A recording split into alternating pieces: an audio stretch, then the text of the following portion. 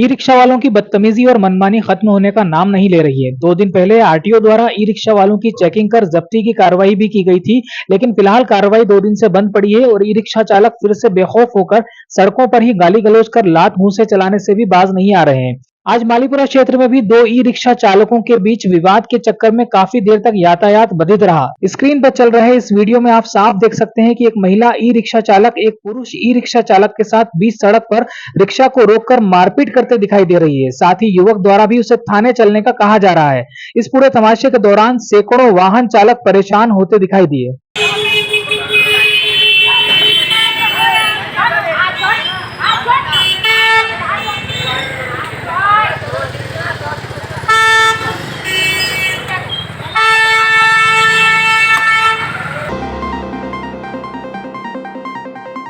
आज शाम जीएसटी विभाग की टीम ने शहर की एक मोबाइल की दुकान पर छापा मारकर टैक्स संबंधी कागजात की जांच की। प्राप्त जानकारी के मुताबिक फ्रीगंज क्षेत्र में शिव मंदिर के पास एक होटल के समीप गोल्ड मोबाइल नामक एक दुकान पर जीएसटी विभाग की टीम पहुंची और काफी देर तक कागजात खंगाले। बताया जा रहा है कि दुकान किशोर वाधवानी नामक व्यक्ति की है। एकाएक पहुंची इस टीम को देखकर दुकानदार सहित क्षेत्र के लोग आवक रह गए।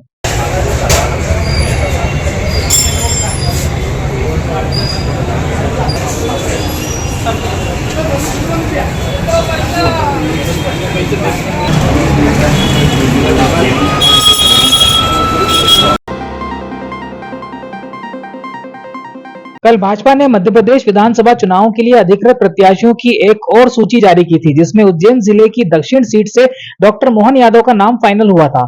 लिस्ट में नाम आने के बाद आज डॉक्टर मोहन यादव का शिप्रा में स्नान और सफाई के लिए श्रमदान करना दिन भर चर्चा का विषय बना रहा। बताया जा रहा है कि डॉक्टर यादव आज सुबह अपने कुछ साथियों के साथ शिप्रा के नरसिंह घाट पर स्नान के लिए पहुंचे थे और यहां पर पानी में गंदगी देखकर आप खुद ही सफाई के प्रयास करते दिखाई दिए।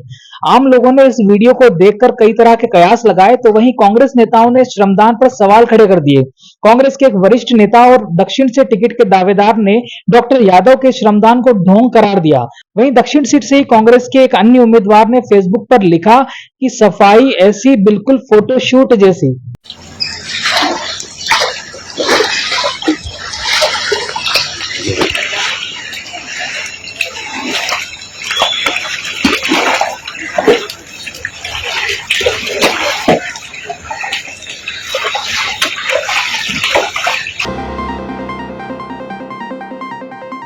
ग्राम दताना मताना के किसान के साथ जमीन को लेकर धोखाधड़ी का मामला सामने आया है। प्राप्त जानकारी के मुताबिक दताना के रहने वाले किसान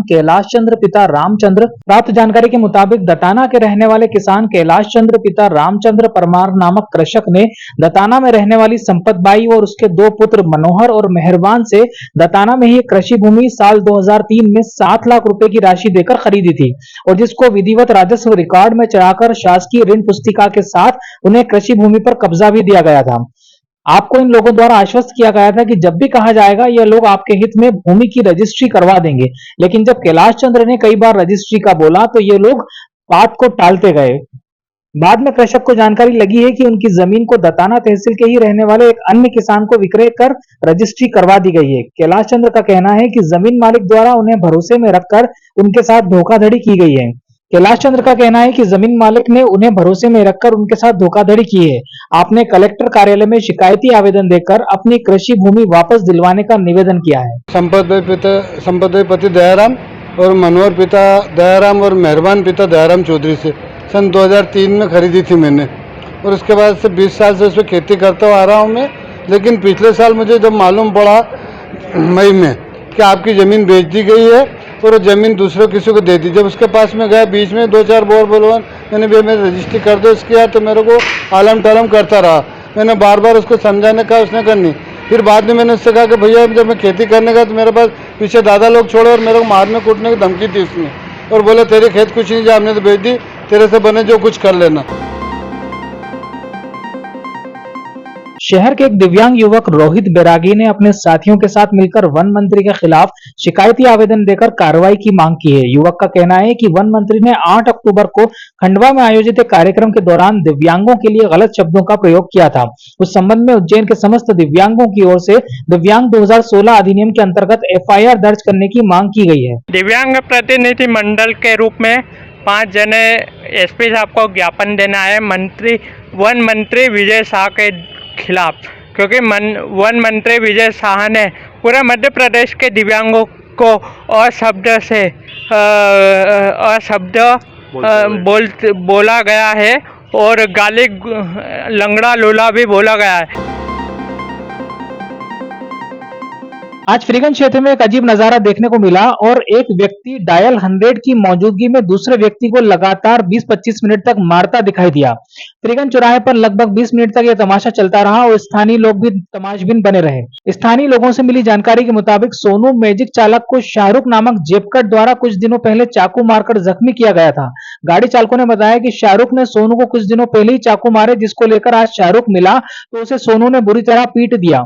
ये नजारा वहां उपस्थित सैकड़ों लोग देख रहे थे। साथ ही साथ वहां डायल 100 भी खड़ी थी, लेकिन किसी ने उन्हें छुड़ाने की कोशिश नहीं की। चाकू मारेगा? चाकू मारेगा तू?